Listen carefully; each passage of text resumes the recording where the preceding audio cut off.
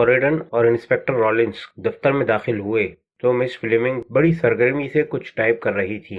कॉरिडन ने बुरा सा मुंह बनाकर उसकी तरफ देखा। दफ्तर का पूरा माहौल अब से ठीक 5 साल पहले की तरह था। एक चीज भी बदली हुई दिखाई नहीं देती थी। मिस फ्लेमिंग ने आहट सुनकर सर उठाया। सीधे चले जाइए, उसने अपनी सपाट आवाज में कहा। कर्नल आप लोगों के मुंतजर हैं। कर्नल लिची आतिशदान की तरफ मुंह किए खड़ा था। कॉरिडन को देखकर वो मुस्कुराया। हेलो मार्टिन, उसने कहा। तुम्हें यहाँ देखकर मुझे खुशी हुई। जरूर हुई होगी, कॉरिडन ने मुसाफा करते हुए जवाब दिया। मगर मुझे ये देखकर ताज्जुब हुआ कि आपने अभी तक मोटी भैंस को दफ्तर में बांधा हुआ है। आखिर आप किसी ऐसी सेक्रेटरी को क्यों नहीं रखते जो यहाँ के घुटे हुए माहौल को अपनी दिलकश मुस्कुराहट से कुछ खुशगवार बना सके। एक लम्हे के लिए ऐसा मालूम हुआ जैसे कर्नल रिची कॉरिडन की गुफ्तगू का एक लफ्ज भी नहीं समझ सका। फिर आहिस्ता आहिस्ता उसके होठों पर मुस्कुराहट आ गई। मगर क्यों, उसने कहा। मिस फ्लेमिंग बहुत होशियार और मेहनती सेक्रेटरी है। छोड़िए, आप नहीं समझ सकेंगे, कॉरिडन ने जवाब दिया। इंस्पेक्टर रॉलिंस अपनी ताज़ा मालूमात उगलने के लिए बहुत बेताब हैं। इनसे बात कीजिए। रॉलिंस वाकई जैसे इशारे का मुंतजर था। जैसे ही कर्नल ने उसकी तरफ सवालिया निगाहों से देखा, वो शुरू हो गया। कॉरिडन मिली से वाकिफ है। इसने कल रात मिली से गुफ्तगू भी की थी। रॉलिंस ने अपनी दास्तान ख़त्म करते हुए कहा। और मिली ने इसे एक पत्थर की अंगूठी भी दिखाई थी जो गालिबन उसका कोई गाहक उसके कमरे में छोड़ गया था। पत्थर की अंगूठी, कर्नल ने दोहराया। उसके चेहरे के अज़लात सख्त हो गए थे। हाँ, तीरंदाज के अंगूठे की अंगूठी, कॉरिडन ने कहा। मेरा ख्याल है कि आपने भी इस किस्म की अंगूठी ज़रूर देखी होगी। ब्रिटिश म्यूजियम में उनका अच्छा खासा ज़ख़ीरा मौजूद है। लेकिन मैं समझता हूँ कि मिली के पास जो अंगूठी थी वो नकली थी। कर्नल लिची ने जेब में हाथ डालकर कोई चीज़ निकाली और कॉरिडन को दिखाता हुआ बोला। क्या इस तरह की अंगूठी? कॉरिडन ने ताज्जुब से कर्नल लिची की तरफ देखा और फिर गौर से सफ़ेद पत्थर की इस अंगूठी का मुआयना करने लगा जो कर्नल ने उसके हाथ में दे दी थी। क्या ये वही अंगूठी है? कॉरिडन ने पूछा।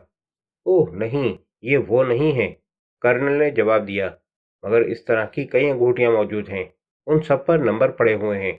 अगर तुम अंदर की तरफ देखो तो मालूम हो जाएगा कि इस अंगूठी पर 12 नंबर खुदा हुआ है। बिली ने तुम्हें जो अंगूठी दिखाई थी, तुमने देखा था कि उस पर भी कोई नंबर खुदा हुआ है या नहीं? कॉरिडन ने देखा। वाकई अंगूठी में अंदर की जानिब 12 का हिंसा खुदा हुआ था। नहीं, उस वक्त मैंने अंगूठी को गौर से नहीं देखा था, उसने जवाब दिया। तुम्हें मिली के फ्लैट से वो अंगूठी तो नहीं मिली होगी? कर्नल ने रॉलिंस से पूछा। रॉलिंस ने इनकार में सर हिलाया। कॉरिडन ने उस शख्स को देखा था जो कल रात मिली से बातें कर रहा था, मगर इसे उसका हुलिया याद नहीं है। रॉलिंस ने कहा। मुझे उस वक्त क्या मालूम था कि ये शख्स मिली को कत्ल करने जा रहा है? कॉरिडन ने झिंझलाकर कहा। मालूम होता है कि तनासानी ने तुम्हारी सलाहियतों को मुर्दा कर दिया है, कर्नल ने कॉरिडन से कहा। मुझे इसकी कोई परवाह नहीं है, कॉरिडन ने जवाब दिया। मैं अब इस तरह के कामों से उकता गया हूँ। तुम्हारे जैसी क़ुव्वत मुशाहिदा हमेशा फ़ायदेमंद साबित होती है, कर्नल ने कहा। मुझे याद है कि एक वक्त ऐसा भी था जब तुम किसी दस्तावेज़ को महज एक मर्तबा देखकर उसकी एक एक तफसील बयान कर दिया करते थे। क्या अब तुम ऐसा नहीं कर सकते? पता नहीं, कॉरिडन बोला। और मुझे पता करने की कोई ज़रूरत भी नहीं है। अगर आप बस यही कुछ मालूम करना चाहते थे तो बेहतर है कि मुझे इजाज़त दीजिए। मेरी मौजूदगी की तो कोई ज़रूरत नहीं, रॉलिंस ने चलने की तैयारी करते हुए पूछा।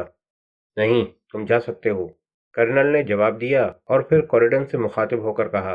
जाने से पहले मेरी कुछ बातें सुन लो। और जब रॉलिंस कमरे से चला गया तो कॉरिडन ने कहा। कर्नल, मुझे अफसोस है। मैं जानता हूँ कि आप बहुत मसरूफ़ इंसान हैं, इसलिए मैं आपका वक्त ख़राब करना नहीं चाहता। दरअसल मुझे किसी काम की ज़रूरत ही नहीं है। कर्नल लिची अपनी कुर्सी पर बैठ गया और गौर से कॉरिडन की तरफ देखता हुआ बोला। तुम्हें रुपए की ज़रूरत नहीं है? ज़रूरत बेशक है, मगर मैं ये रुपया आपके वार ऑफिस से हासिल करना नहीं चाहता। मालूम होता है आजकल खूब हाथ मार रहे हो। क्या मतलब? कॉरिडन ने गौर से कर्नल की तरफ देखा। कुछ नहीं, मैंने सुना था कि तुम लोगों को फरेब देने में बहुत माहिर होते जा रहे हो। शायद रॉलिंस आपके कान अच्छी तरह भरता रहा है, कॉरिडन ने कहा। लेकिन कर्नल, आपको उसके बेसरोपा किस्सों पर ज्यादा तवज्जो नहीं देनी चाहिए। नहीं, उसने मुझसे कुछ नहीं कहा। मेरी मालूमात के जराए कुछ और ही हैं। खैर, इन बातों को छोड़ो। मैं ये पूछना चाहता हूँ कि क्या 2000 पाउंड तुम्हारे किसी काम आ सकते हैं? कर्नल ने कहा। कॉरिडन चौंक पड़ा। क्या ये कोई पेशकश है? उसने कहा, या आप हिस्ब आदत मेरा इम्तिहान ले रहे हैं? वैसे ये हकीकत है कि आजकल मुझे 2000 पाउंड की शदीद ज़रूरत है। मैं एक ख़ास काम कराना चाहता हूँ।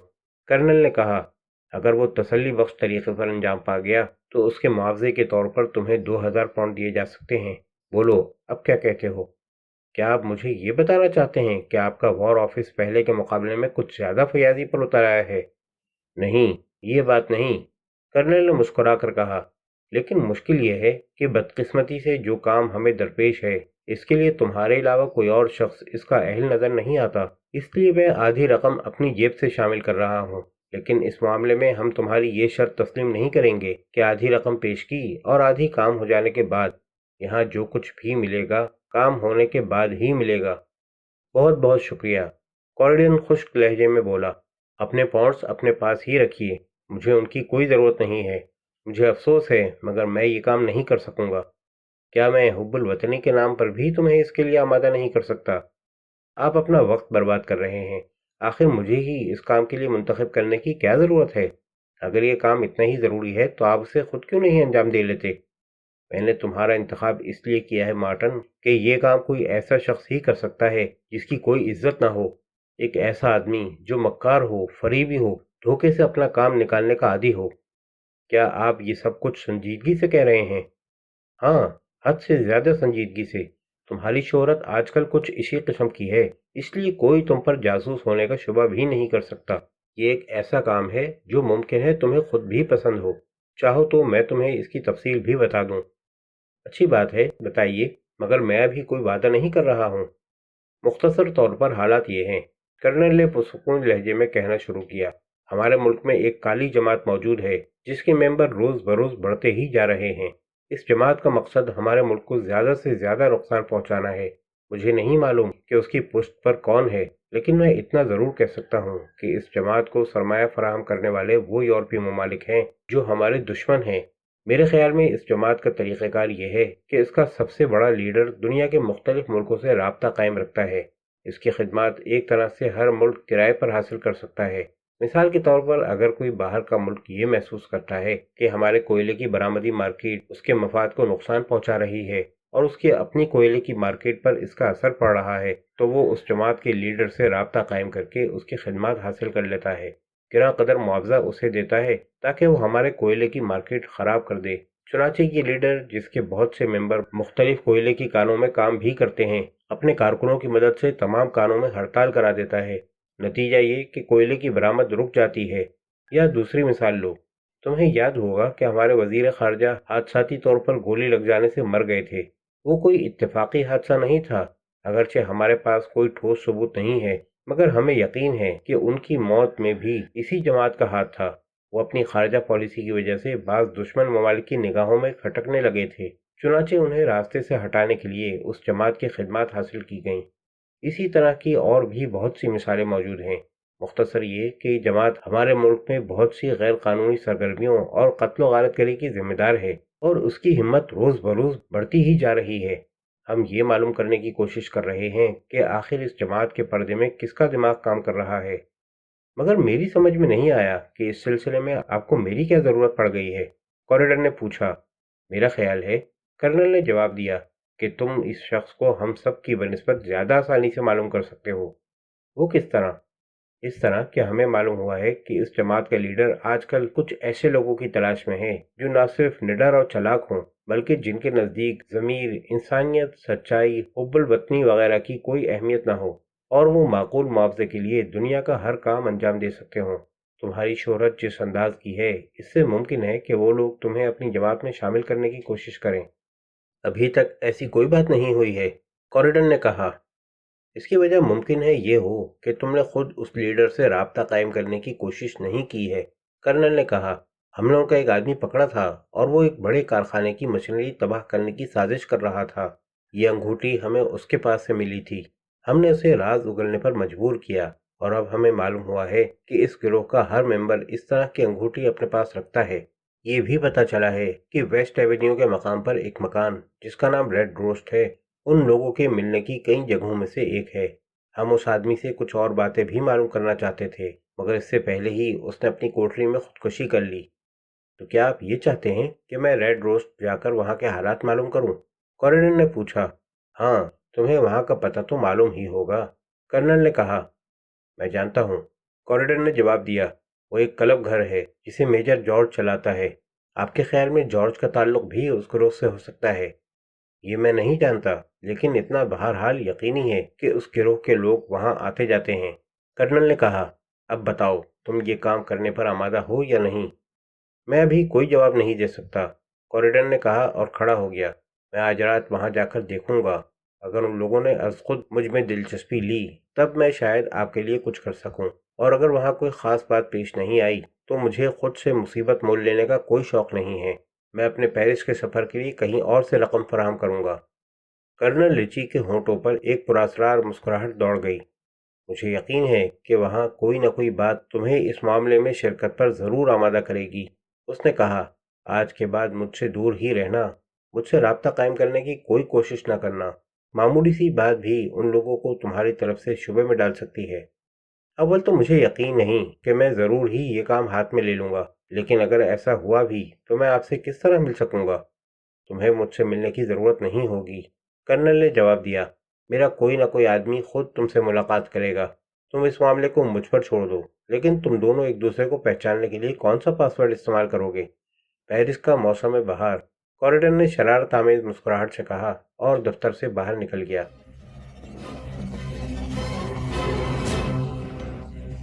اسی دن رات کے 9 بجے کوریڈن نے اپنی چھوٹی سی ایم جی کار گیرج سے نکالی اور ریڈ روسٹ کی طرف چل پڑا۔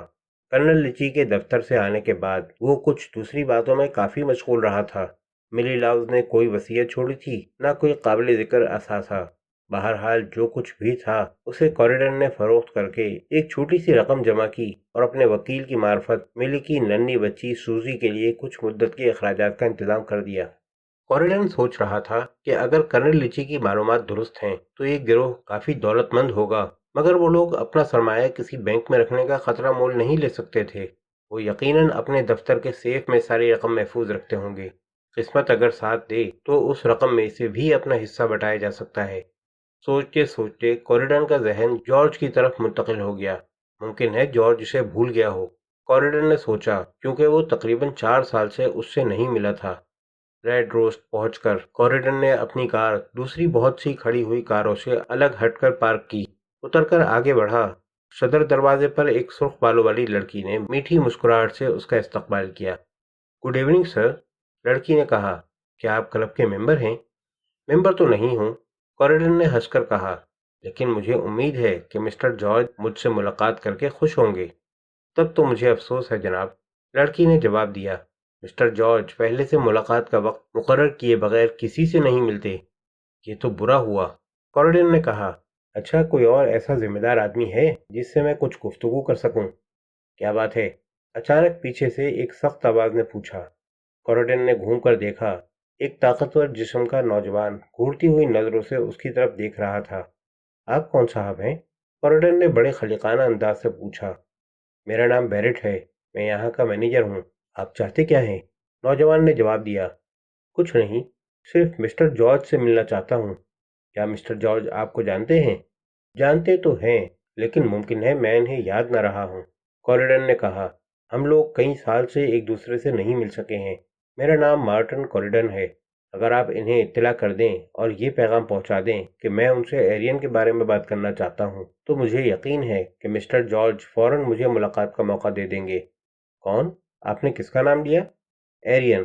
آپ مسٹر جارج سے اتنا ہی کہہ دیں، وہ پہچان جائیں گے۔ آخر آپ کا مقصد کیا ہے؟ بیرٹ نے سرخ بالوں والی لڑکی کو جانے کا اشارہ کرتے ہوئے کہا۔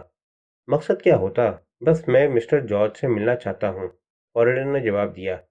بیرٹ کچھ دیر سوچتا رہا، آخر ایک طرف چلتے ہوئے بولا، میرے ساتھ آئیے۔ کوریڈن اس کے پیچھے چلتا ہوا کلب کے اندر داخل ہوا۔ مختلف رہداریوں اور کمروں سے گزرتے ہوئے دونوں آگے بڑھتے گئے۔ آخر بیرٹ ایک کمرے کے پاس پہنچ کر رک گیا۔ آپ یہاں انتظار کریں، بیرٹ نے کہا اور کمرے کا دروازہ کھول کر اندر چلا گیا۔ 5 منٹ کے بعد واپس آیا اور کہا، آپ اندر جا سکتے ہیں۔ کوریڈن نے سر کے اشارے سے شکریہ ادا کیا اور اندر داخل ہو گیا۔ کمرہ اندر سے بہت عمدہ طریقے پر آراستہ کیا گیا تھا۔ ایک بہاری سی میز کے پیچھے کرسی ڈالے جارج بیٹھا ہوا تھا۔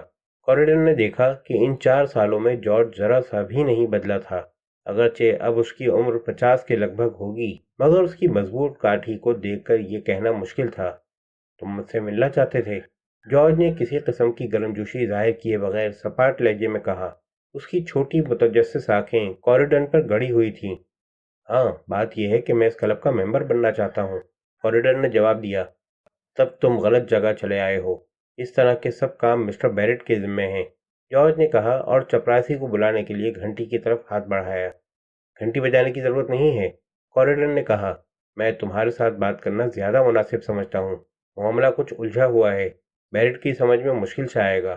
پھر جہاں تک رسمی باتوں کا تعلق ہے تو مجھے معلوم ہے کہ ممبرشپ کی فیس 50 پاؤنڈ دینی پڑتی ہے، لیکن میرے پاس 50 پاؤنڈ نہیں ہے، اور اس کے باوجود تم کلب کے ممبر بننا چاہتے ہو، جارج نے طنزیہ کہا۔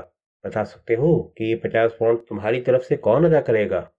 ہاں، تم ادا کرو گے دوست، کوریڈن نے چہکتے ہوئے لہجے میں جواب دیا۔ اگر ایرین یہاں ہوتا تو تم سے ضرور میری سفارش کرتا۔ تم ایرین کو تو نہیں بھولے ہوگے میجر؟ آخری مرتبہ جب میں نے اسے تمہارے ساتھ دیکھا تھا تو مجھے یاد آتا ہے کہ اس نے تمہیں چاقو مارنے کی کوشش کی تھی۔ جارج ساکت بیٹھا ہوا کوریڈن کو گھور رہا تھا۔ تو یہ بات ہے، اس نے تلخ لہجے میں کہا۔ میں تمہارے بارے میں بہت کچھ سن چکا ہوں، کہا جاتا ہے کہ تم کافی خطرناک اور چالاک شخص ہو۔ اب میں اپنے منہ سے اپنی تعریف کیا کر سکتا ہوں، تم جانتے ہی ہو، کوریڈن نے ہنس کر کہا۔ تم اس کلب میں کیوں شامل ہونا چاہتے ہو؟ یہ بات تو تم میرے بتائے بغیر بھی سمجھ سکتے ہو۔